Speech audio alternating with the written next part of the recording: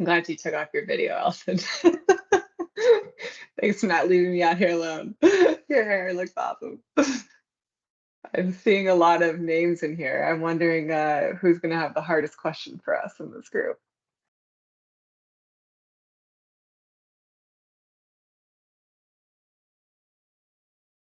I volunteer. Awesome. Thank you. I like how you're kind of mysterious and anonymous.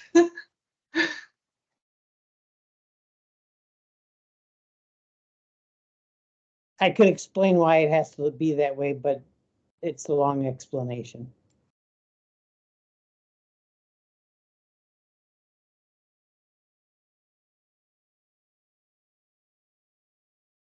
All right, I guess we can go ahead and get started. I'm just going to advance the slide over here. If it will go forward.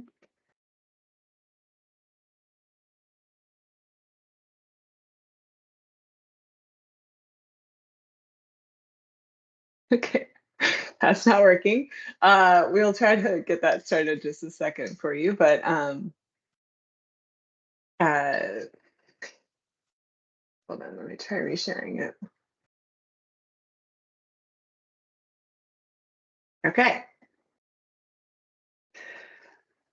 This is your panel of people today. And we all work in calendar and time management, and hopefully Allison and Jean, y'all are probably new faces to this group. You want to get your quick intro? Sure. Happy to go first. I'm Allison O'Mahony. I have been at Microsoft for a few decades, but have just more recently joined the Outlook team on time management experiences for the last 6 months. Excited to be here today to answer questions. And I'm Jeannie Riley. I've been at Microsoft for around 6 years. I've been in Teams meetings for the last year. And my team's focus is I lead a PM team on a lot of our in-meeting features like meeting chat that we're using and some of our other fun screen sharing features and things like that. So I'm looking forward to helping answer any of your questions. And I'm Julia Foran. I work on time management, mostly in the back-end platform side of things, very closely with Allison and Jean's team. All right, BQ, I'm going to call on you first because you said you were going to have the hardest question for us. Someone has to be the first question answered. Do you want to go first? Oh, sure, we'll give it a shot. The first question I have. With the new delegation sharing that is being done with modern delegation, now that you've turned on the automated back-end thing, the shared calendar improvements, that's what I was looking for. Now that that's been turned on, and we're looking at turning it off, by the way, there's been questions around, one, do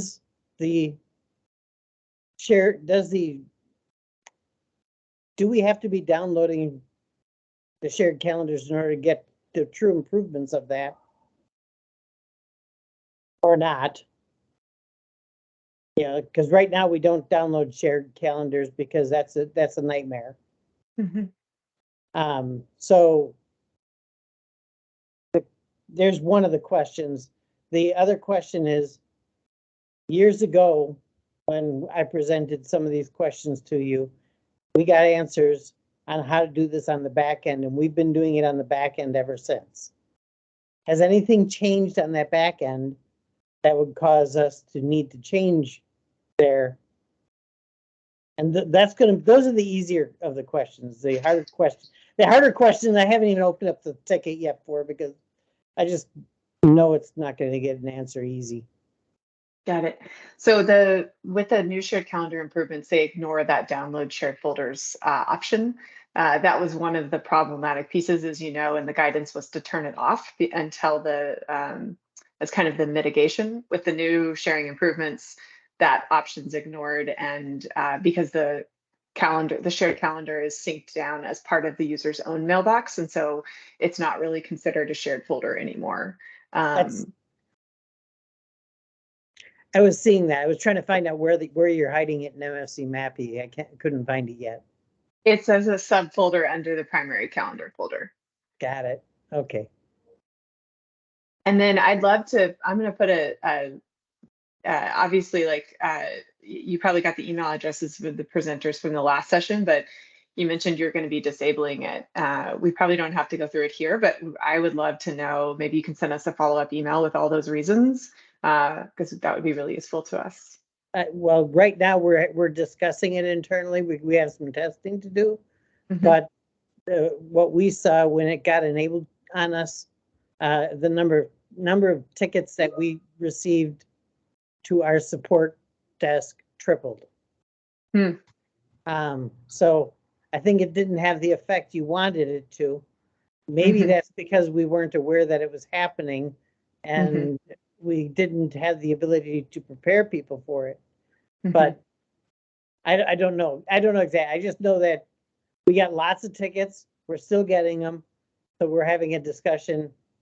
And I told them, well, let's wait until after MEC. We just disabled it as well.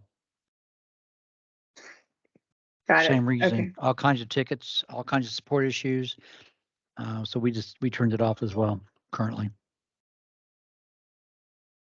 Got it. I'm putting into chat. I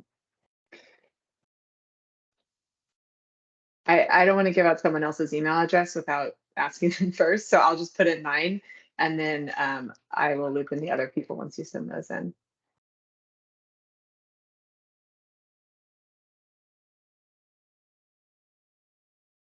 All right. And Andy, you too. I'm expecting you're going to have a good question for us, Andy. What do you have? What's new in your world on calendar? Actually, she actually took my question. I was just wondering, is that box enabled by default, or is it now disabled? Enabled the improvements. It is on by default in monthly channel, and I will have to follow up about semi-annual. I think it's still opt-in and semi-annual, but I will follow up on that.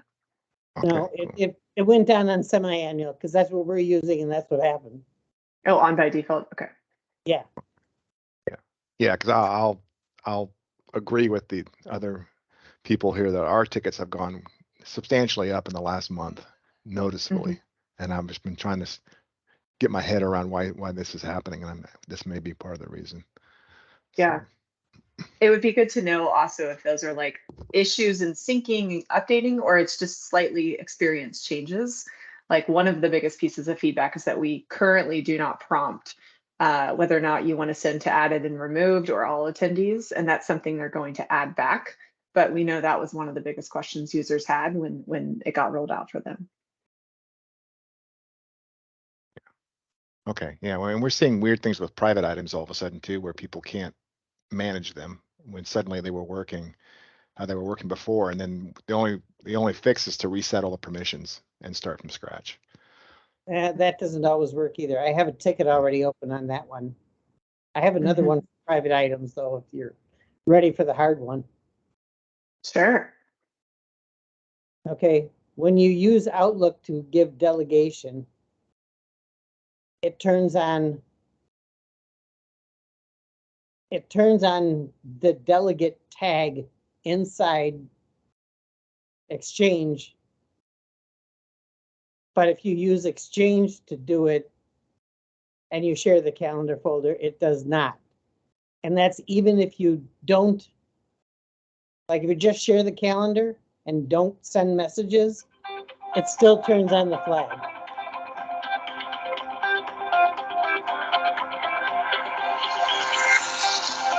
Sorry about that. That's part of the new calendar improvements. Just turn this on. Sorry. If you talk too many bad things about it, it calls you and says, "What's up?" Yeah. Okay, No. so when you say delegate flag, what do you mean by delegate flag? Get mailbox folder permissions and Exchange. Mhm. You get mailbox folder permissions on the calendar folder. There's a delegate and a private flag. Right. What we have found is they both basically mean nothing anymore. Sometimes the delegate's on and they really aren't a delegate. Sometimes the private is on and they don't get private Mhm. meetings forwarded, nor can they see private meetings. And even resetting folders and resetting things. And we've gone so far as deleting out profiles from Windows Mhm. doesn't fix the issue. Mhm. Yeah, if you can in that email, if you can include your ticket number, then we can go figure out what's going on. It's probably a little hard to answer, but the question you asked about expectations is when you share from the delegates wizard in Win32, they will have permission level editor with the delegate flag. When the user shares from the calendar themselves, they can choose between editor and delegate. And those should be consistent with the flags. So if they're not, please just include that support ticket number in the email and we can take a look at what's going on. Then actually you need to talk to the Exchange people, because what's up on the website under get mailbox folder permissions is exactly the opposite. Okay. Yeah, we can update that. We can look at that too. Yes, please include that in an email. And I'm going to redirect the next question to Allison, give myself a water break on the sharing question. There's a question about him. I'll shut up for now. No, CQ, please send it all in email. It's just hard to debug on these sessions. I think Fernando had a great question on the RSVP, probably for Allison.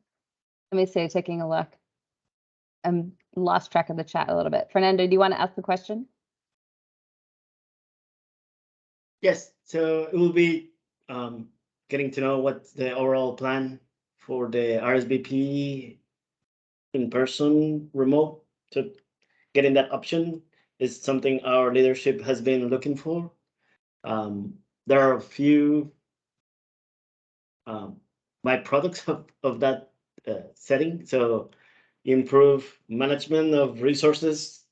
Like if we have a lot of attendance on our anchor days in the office versus not those days that are not anchor days, everyone is actually doing remote, or what is the behavior there, right? So we do have other metrics to use, but there was a special interest on using that data. And of course, we'll have to start by being able to give the users the opportunity to select if they will attend in person or remote. There's two features that we have currently that we're working on. One is, as you were talking about, is hybrid RSVP. That's a feature that we've been talking about for a little while and are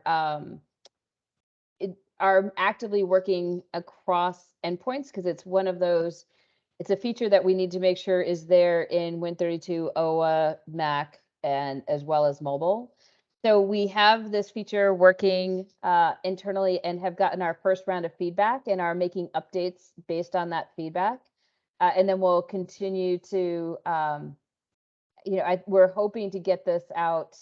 We're updating our schedule based off of that round of feedback. So it's in active rounds of feedback.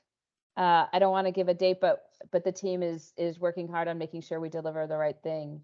And that, just for those that are on the call that may not know what this is, we call it hybrid RSVP. This is when a meeting organizer sends out a meeting, we're providing attendees with the ability to signal back or whether they will be attending in person or remotely, so that the meeting organizer then has that data to run a better meeting.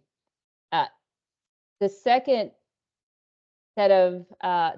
feature that we have is what, again, internally we just call it work hours with location, where it is a preference experience that will allow people on your team to set their working hours and also the location. So will they be working in the office or not in the office?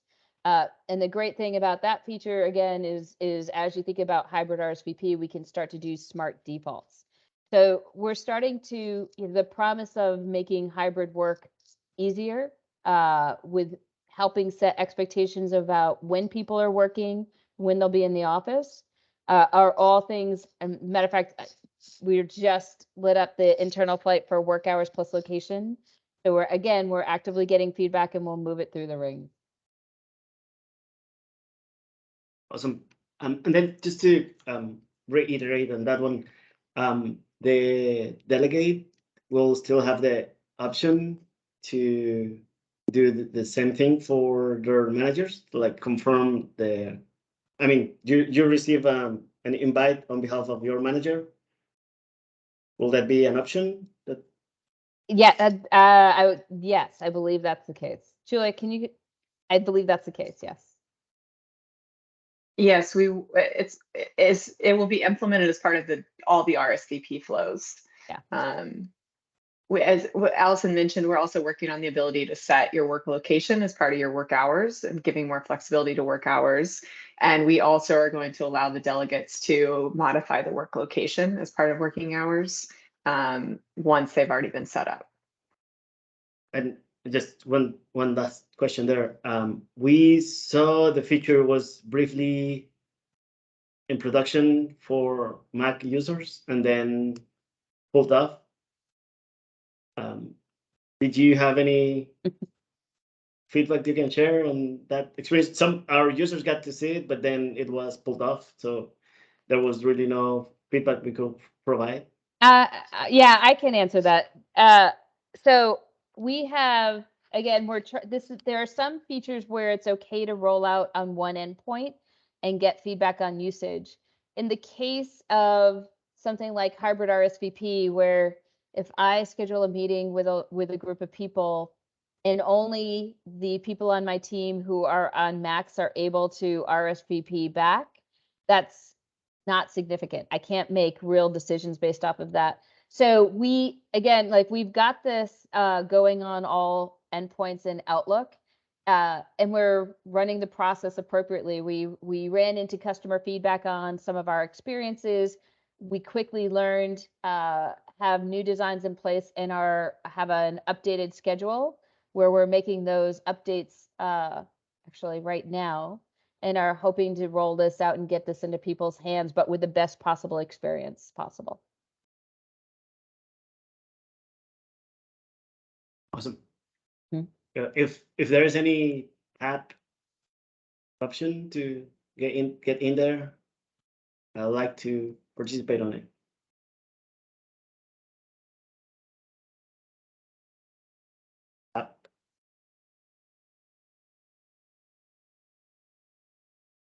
Feel free. I just added my email. Feel free to reach out. Oh, good. Thank you. Yep.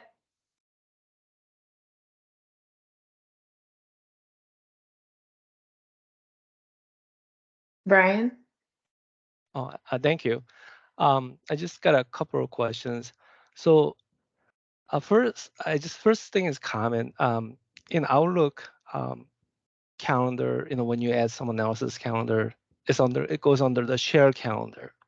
But in Exchange Online, it goes to people's calendar. I'm just wondering why there are two different wording between, for the same thing. I guess, people get confused, like, is it supposed to go to shared calendar or people's calendar? So I just want to at least give feedback on that. Absolutely.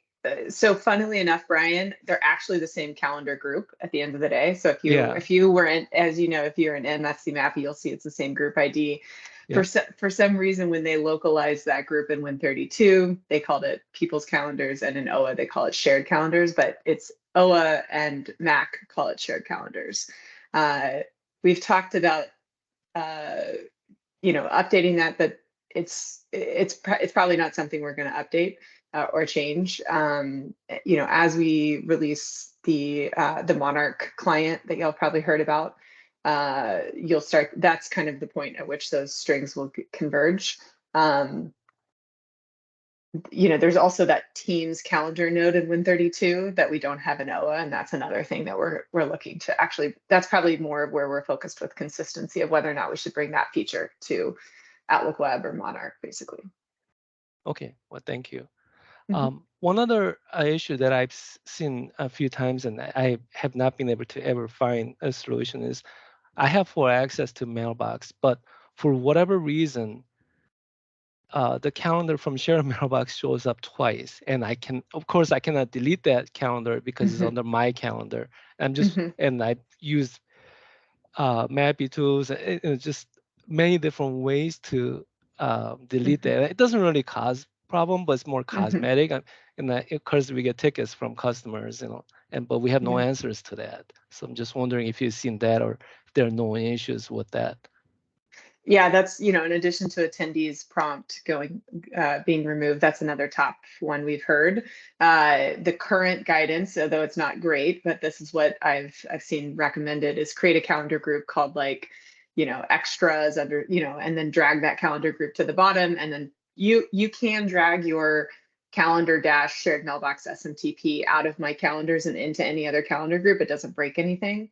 So you would just kind of move all the calendars that are duplicated down to that other group. And the reason to have them duplicated is that without that shared calendar being added, not the shared mailbox being added, you don't get the improvements. It's not a great solution, but that's kind of the only option. Okay, well, thanks for the workaround issue. The one thing, I'm not sure if this is a common issue or not. We've gotten I wouldn't say a lot of tickets, but we've gotten tickets from customers, and they're the meeting organizer, but everyone else has meeting on their calendar, but the meeting organizer does not have the calendar. And we found a workaround to import it so they can import it to organizer's calendar so they can still update the calendar and manage that. But I'm just wondering if that's a known issue that you're aware or not. It's missing from the organizer's calendar, but not the attendees' calendar. Correct. Yeah. So because of that, the calendar cannot be managed. It cannot. They couldn't send update. They couldn't send cancellation, anything like that. And only workaround that my coworker found was we actually go to someone else's meeting attendee, not the organizer, and export that calendar as ICS and bring it back in to import it into organizer calendar. And that seems to work, but just not sure why meeting just disappears from organizer's calendar for no reasons. Is it possible that the organizer's event was created or updated by a delegate? I guess most people do have delegates. I guess I'm not sure. I guess for that part, I'm not sure. But I'm just wondering if you have run into the issue or if you are aware of anything like that. The workaround you described of using ICS to recreate, or you could also have them send out an ICS with method cancel. That's what we've recommended before. That is the right workaround. The root cause of it not being on organizer but being on attendees is actually one of the most common ways that old model shared calendar surfaces, because the way desktop used to write and create meetings was that it would make two separate calls, one to save to organizer's calendar and one to send the meeting message to attendees. And one of those calls could fail and they were not going to impact the other one. And so that's one of the biggest reasons to switch to new model shared calendars is that should not happen anymore. Yeah, I'm sure you heard that from people. What kind of issues? Yeah, and that was chaotic for us as well. One last thing, just a comment and feedback. I asked this, I'm sure for many years, I've been working with Exchange for many years as well, and calendar seems to be the most complicated thing. I think I may have met you in the conference and gave you feedback too in the past. Being able to change organizer from existing meetings. I'm sure you hear that over and over and you're probably sick of it, but just I have to say it, since you are in charge of calendars. So, well, you have now got Allison. I'm just the one who can help figure out how we implement it. Allison's Allison owns our roadmap and priorities, so you have the ear of the most important person for that decision. I have Allison's email, so I'll send a reminder email every day then. I will say I've been on this team for 6 months, and this is something that we hear about often. So, by all means, send the reminder. Okay, well, thank you. I will also just add, there was a question about hybrid, right? As the meetings have increased our online meetings have increased, this has become increasingly important. So the priority is high for this. I will say that. Okay. Mhm. And Simon, Brian, do you have any more questions? I see your hand still No, raised. oh, sorry. That's Thank fine. you. Yeah. Simon, I'm going to scroll up a little bit in chat and answer your question. Part of Allison mentioned we have two hybrid features. We have the RSVP feature, and then we also have what we call working hours V2 or flexible working hours or working hours in location. It's a featured by many names in case you hear any of those, but basically we are going to allow complete flexibility, different hours for different days, different locations, office or remote by day, multiple time slots per day if you work in the office in the morning and at home in the evening. So it's basically going to be, we'll be able to add alternating weeks for the 980 people. Everything that we used to get from y'all, that is being actively worked on, and we are hoping that it's released. First release is going to come this calendar year, is our hope. And we know that's been a long-standing ask. Like, I tried to dig up the user voice from the Internet Archives, as y'all probably know. I know y'all used to comment there a lot, but it's actually gone. But yes, it is a long time coming, and you'll see more us work on more of those long time coming features. But yes. Yeah, okay, thanks. Yeah, good to know. We still get that question quite a bit. So yeah, it's good to know. Yeah, it's like we have a greatest hits of calendar requests. So yeah, that's definitely on it. Yeah, I just have one other question for you, if that's okay, because we there was a previous session where this came up, and I think you said earlier that download shared folders and turn on shared calendar improvements is actually independent. Mm-hmm. Download shared folders now only applies to old model shared calendars. So Only applies, okay. yeah, and for new model shared calendars, they're always synced and cached because they're really now considered one of your own folders, and that's why that shared folders flag doesn't apply to it. Okay, and then the follow-up to that would be that you'd really want to have it on an EA's machine, a delegate's machine, you'd want to have the turn on shared calendar improvement. Or does it Yes. also have to come from the partner or whomever? No, the owner's setting does not matter. Okay. It's all about how the delegate sees, syncs, reads, creates against that folder or that calendar. Okay, great. Thank you very much for clarifying that.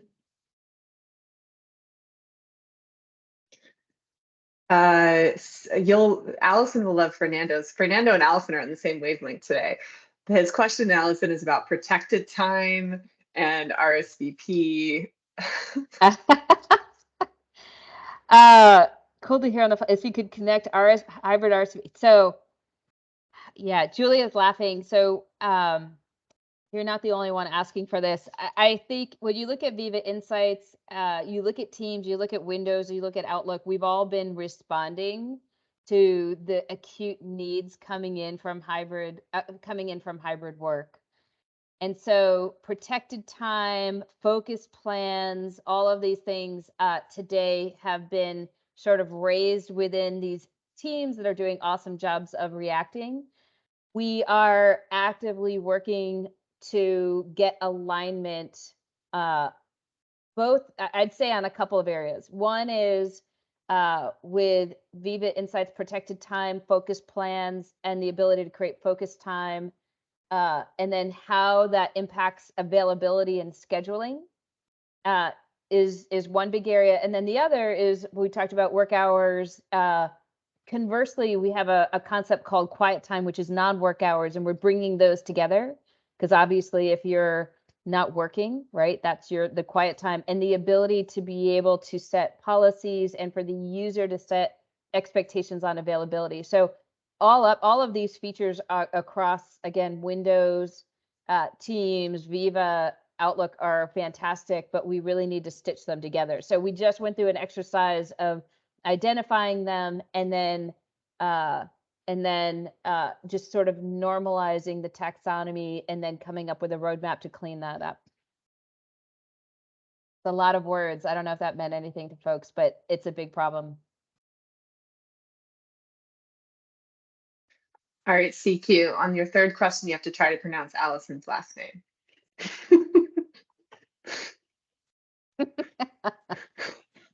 I'm just kidding. What's your question? I was gonna, It's unfair. Mahoney. You are in a very you're in a group of many people who assume that's the default. No, it's O'Mahony. But good first guess. Good first guess. Okay. Now I forgot the question. Nicely done, Julia. Good way to deflect. We're just trying to make this a little more fun than other sessions. All right, come back to me now. I really got to think about the question again. It was a good question, we're sure. All right, Eric, thanks for saving CQ. What's your question? Right, thank you. So we have certain use cases where a managerial person, a calendar manager, will manage what would be considered beyond normal limits of the person or calendars they're managing. Let's say 15, 20, sometimes even 30 person calendars that they're managing. And what we find, or what we have to teach them sometimes, is that they either have to go into the OA or do both, because it'll throw strange errors, like Outlook will time out, or some calendars will update, some will not, and it's not a reliable experience. Is there a sweet spot where you would say, look, do this, or this is the amount of people I would do on a certain single calendar manager? Or is this a bandwidth issue, or? I have a clarifying question. So again, I appreciate everybody. These are all new for me. I'm like, oh, that's a good one. What's the scenario here where we have somebody updating managing or updating 30 plus people's calendars? Both. So this is in this example, it's a local government entity with persons coming in that basically run local government, and they're in a city council basically. So there's like 20 elected individuals. A larger city council will have a little more.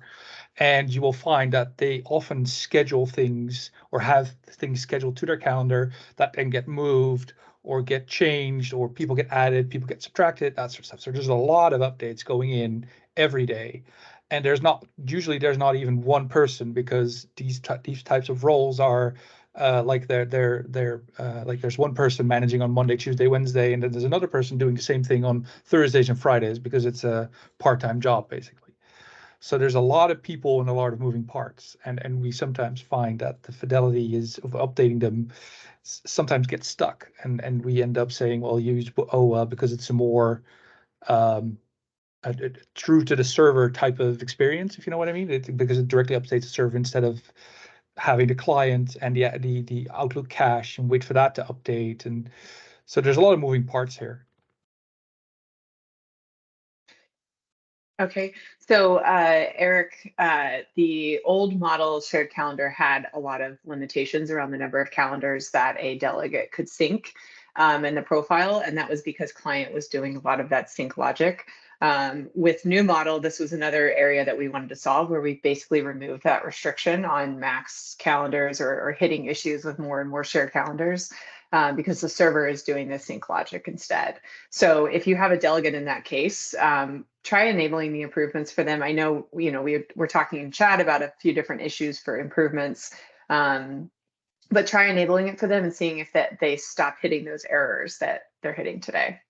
Yeah, I put that on my roadmap to talk to them about that. So yeah, I'll do that and go from there. Thanks very much. Yeah.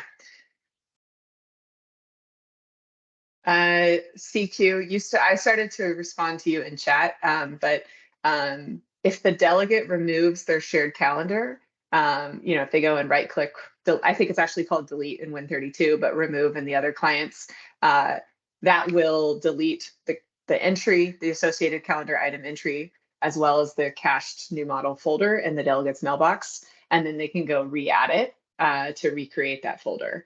The other option is you can use PowerShell commandlet to remove their permissions, which will trigger them to downgrade. The issue with doing it via PowerShell and removing their permissions is the delegate likely still has permissions through the default user. So we know they still have permission. So we just actually downgrade their calendar items in the new model folder to whatever the default user permissions are. So in that case, you probably have to first change default permissions to none and then remove the delegate's permission. So it's a little more complicated that way. All right.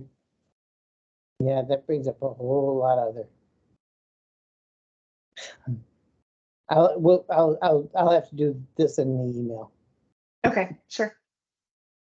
Ray, I think you're next. Yeah, I actually published my question up above there in the chat. We are a hospital. We're associated with a medical school, and we have two different tenants. The School of Medicine just moved to the cloud, and what our request has been for interoperability between those two tenants is for the doctors on one side that don't have email accounts on our side as the hospital that have delegates. They want their delegates who work at the hospital to have access to their calendars to modify and maintain them. So basically a cross-tenant scenario. And that has been our biggest request and our biggest pet peeve by all of our physicians. Is that on any roadmap? No, the only thing changing with cross-tenant shared calendars is that we're implementing instant sync. So today, as you know, sync was done by a time-based assistant occurring about every 3 hours. So we are changing that to instant sync so that at least they're 100% up to date, but we do not have plans for cross-tenant edit or delegate permissions. All right, I'll report that back again. Thanks. Yeah. I heard that. I've been ignited a couple of times. That's the same answers I got there as well. But I got to keep asking. No, you got it. But also, now we're finally doing instant sync, so we're making progress there. Yeah, our teams go ahead. That goes right along with the hybrid server thing. I'll keep asking. I've been asking for 5 years. How can I get rid of my hybrid servers? Well, now I can. So yeah. I thought there was an effort to remove the last on-prem server or something, but that's for another session, I guess. But Ray, I was just going to say our team has been really focused on internal or intra-tenant shared calendars. All the stuff that we're bringing up about releasing a desktop, fixing some of the final corner case flows. I imagine when they're all done with that, there might be a reprioritization. But I know the first thing they're going to do next is allow delegates to manage categories on the owner's calendar. Okay. Brian, and I'm having trouble keeping up with chat too. So if you have posted something in chat and you haven't got an answer, go ahead and raise your hand as well. Thank you. Just kind of question came up since you were talking about shared calendars quite a bit. So we have a lot of users creating shared calendar for groups PTO calendar, groups calendar from their own calendar, sharing out with a lot of people. And we actually discourage people from doing this just because when they leave, that just becomes another scenario, a big problem.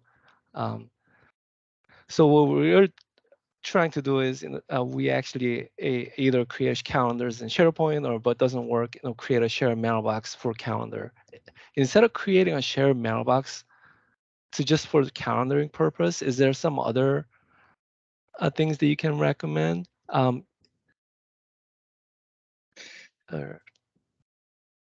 I didn't quite follow the question. Could you say it one more time? The shared calendars you're talking about is like if I created another calendar and share it with other people, those are the scenarios you're talking about, right? Or you share your own calendar with someone else. Yeah. Yeah. But what we're seeing is that a lot of people are creating multiple calendars from their mailbox, and for PTO reasons or for like clinics. This person has to go to this clinic, so they have clinic 1 through 10, and they create 10 calendars from their own calendar and share it out with other people, which it works, but it creates different problems, when that person leaves the organization or moves to a different department. For that purpose, we do ask them to create share mailbox, so that when that person leaves the organization or moves to a different department, that calendar just stays with with people who are using it. But the problem with the shared mailbox is that you cannot just share that calendar with other people, and you can't just easily. So we have to create. Let's say this person had 10 calendars, we would have to create 10 shared mailboxes to do exact same thing. I'm just wondering if there are better method that you know. Group calendars, so that was kind of the scenario, one of the scenarios they're hoping to solve. So the guidance we typically give customers is for those, create a group for each of those scenarios, which users can do themselves without provisioning a whole shared mailbox and stuff like that. So your recommendation is using group calendar. Okay. Yeah, I mean, we are being kind of shy with group calendars or group mailboxes, I think. So maybe that's something we can definitely look at, but yeah, that's kind of our recommendation for those kind of calendars, because you're right, the person who creates it lives with them. They're the only one that manages permissions and stuff like that. So groups was supposed to solve that.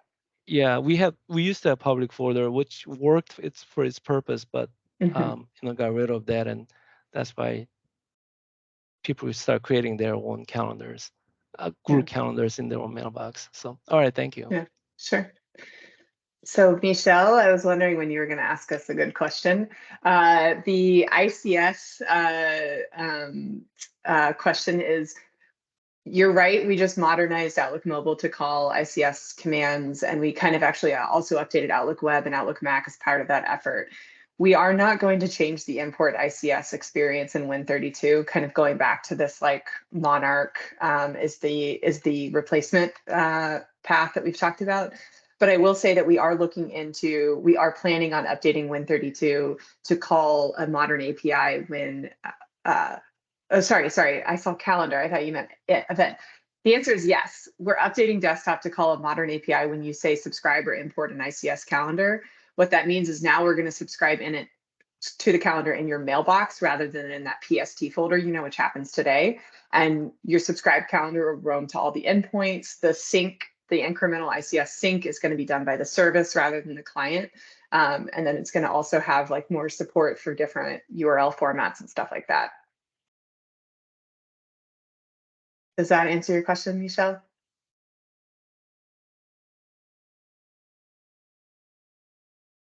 Okay. Yes, it does. Thank you. The reason I first read it as event is we've also been fixing import ICS events, and we added support for that in mobile, and we're looking for single and multi-event, and we're looking into multi-event and the other clients, which hadn't supported that yet. Derek, yes. Part of the issues with old model is that you had the people were overriding each other, or they hadn't synced the latest changes, so they were each operating on different versions of the same calendar, or they had different views. With new model, sync happens instantly, and the service handles the rights. And so, yes, the idea is also to fix a lot of those multi-delegate workflows that were not working well in old model. Excellent, great to hear.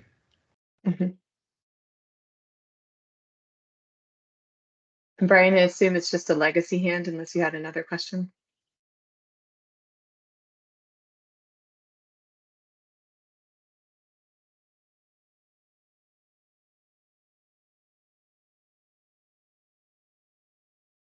All right, what else is top of mind for people? Yes, groups is really the answer instead of shared mailboxes. I paid Andy $5 to say that. Thank you, Andy.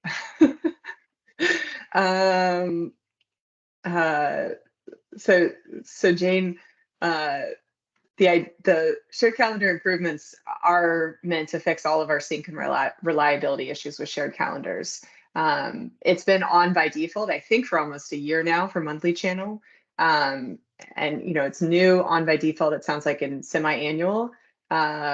There's probably going to be some transition things as things sorry, Michelle's comment.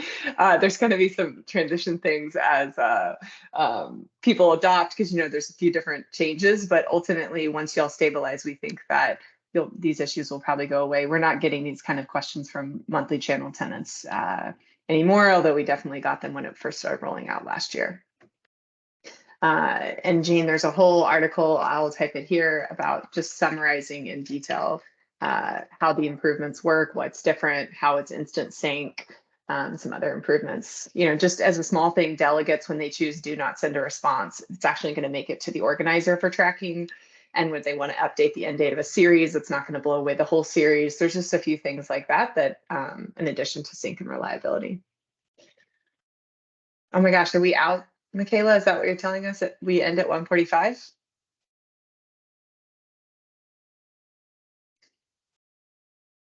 Nope, you've actually got 5 more minutes. Oh, okay, cool.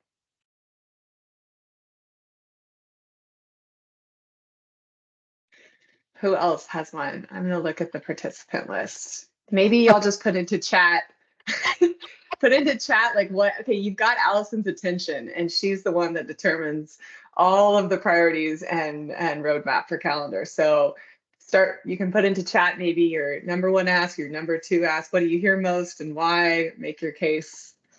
We're taking notes. I'm doing a lot. So Julia's right. This is a really good time. Okay. I got a I'll random question, give I it guess. one last shot. Go ahead, Ray. Oh, sorry, Ray raised his hand. I didn't, so. Actually, I was going back forward through the scroll of the chat list. There was a question about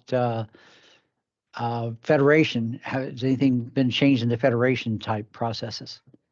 I like that question myself, so I'll double it.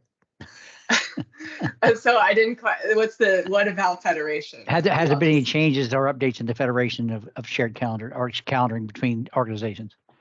No, I mean, was there a feature missing in it that you were looking for or something?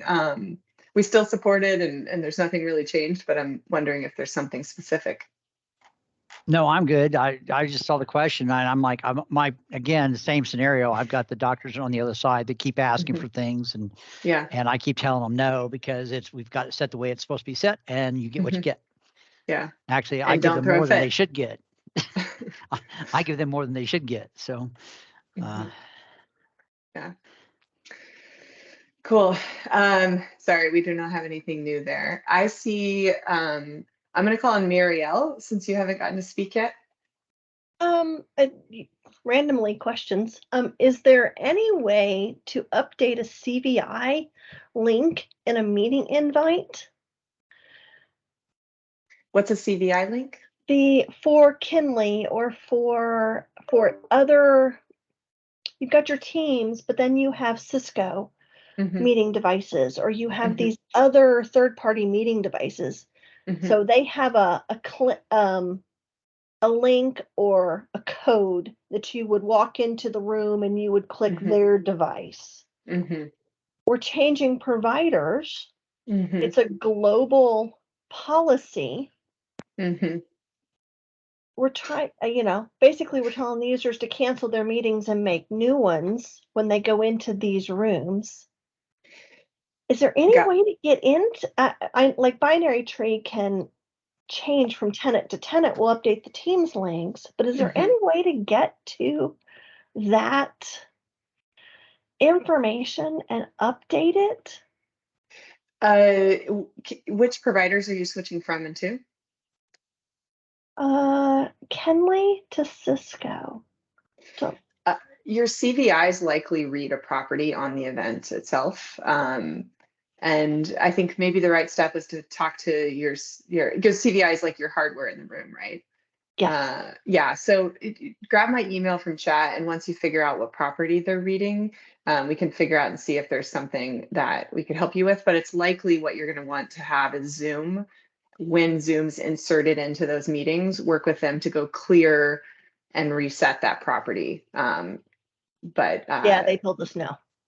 I think it's more that they don't know how and don't care.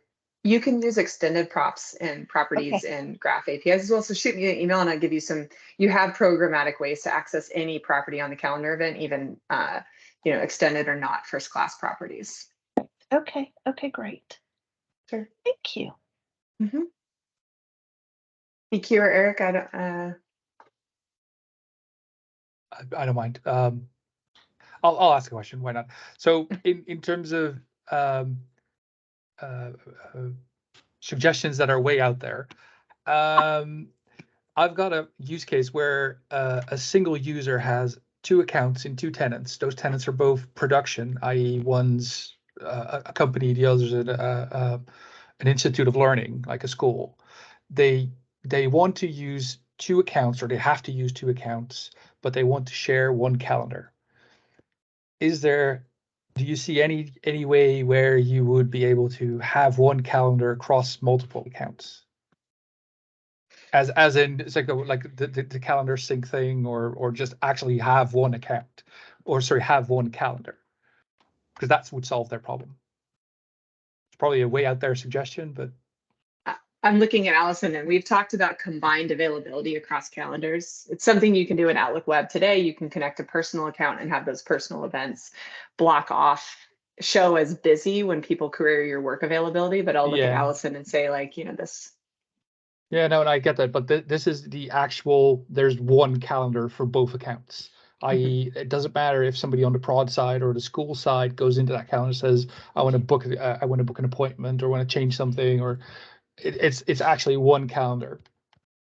Like it's kind of like shared channels for Teams or something along those lines. Okay, I've got it captured. Julie, I don't know if this is like an ongoing large ask, but Eric, I've got it captured. All right, thank you very much. Mm-hmm. C2. All right. This one will be out there, way out there too. It involves Room Finder and as well. So we still have to use the legacy Room Finder because the new Room Finder has too many issues for the 1,500 rooms we have. Because of that, on shared calendars, especially on delegates, when they get a list that one room is selected and it contains the other 30 rooms in there, and trust me, no matter how much I try to get them not to look at the view that shows them everything, they all do. And of course, we also, I will admit, stupidly gave everybody read access to all the calendars. So that's on by default, so they can see everything. So they've got to download the details of all those rooms as well as all those people every time they do something. And so their complaint is that it's slow. We believe that moving to the new Room Finder will fix that. But it also helps if they just remove all the non-rooms. Is there any chance that we could get the old Room Finder just a little bit fixed so that, hey, once you select a room and send the meeting, it doesn't send out the whole list, it only sends out the one? Okay. I know I'm capturing the feedback, Julia. I don't know if you have anything specific to ask. No, we are not making more investments in the old Room Finder. We are really all in on new Room Finder. I will say also there's a huge focus on kind of fixing some of the information architecture in the new Room Finder, because we know an old one, it went to buildings, or what do you call them? Building lists, I'm blanking on the word, but room lists, sorry. And this one now it's going to buildings. And so we know some of those like entry point funnel things really broke users' flow. So CQ, maybe keep an eye on the new Room Finder and see if that is the 1 or 2 improvements you wanted on the old Room Finder effectively. We had a one-on-one session with the Room Finder people. Okay. So, yeah, I think the floor label thing was one of our suggestions that just came out. That was the first one. Yeah. Buildings is going to be the next. Start using buildings instead of room lists. Yes. We're hoping to get away from that room list, because that was really more of a technical limitation where you couldn't have more than 100. So that is where we're going. All right, that was it. Yeah. And Simon, we don't have any recommendations on sync slider for new model shared calendars. It hasn't been an issue in OST, but of course there is that reg key that's documented publicly if you do want to implement calendar sync slider for your users, but it is not a requirement for new model. Okay, yeah, we have those as like self-service policies that they can join. Personally, I'd rather just remove the policy altogether so that we can use whatever sync slider setting they want, but we have to manage that for now, based on InfoSec. So I was just curious if that, is there, given some of these advancements, is there like a recommendation on OST size as far as what becomes problematic now? Yeah, that's a great question. Yeah, I think before it was like anything, I don't know, over like 40 gig, you were getting pretty, trouble territory. Yeah. Hey, Julie, a quick question on remind me again, the new model does not impact quota, right? For our mailbox? Correct. Non-quota folders. Non-quota, okay, thank you.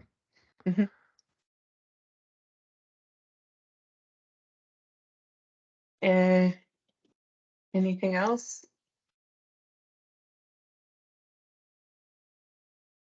Okay. We'll give you 10 seconds. Raise your hand, or I guess you'll have Allison's email and my email, and we do not hesitate to reach out. We love hearing from y'all, and hopefully next time we'll get to see y'all in person or something like that. Y'all let me off easy today. Thank you. We were like, we have to have all a person from Teams. They're going to answer. Oh, wait a But, second. I didn't know that we had Teams questions were allowed. Sure. BQ, you weren't paying attention on our intro slide. Yeah.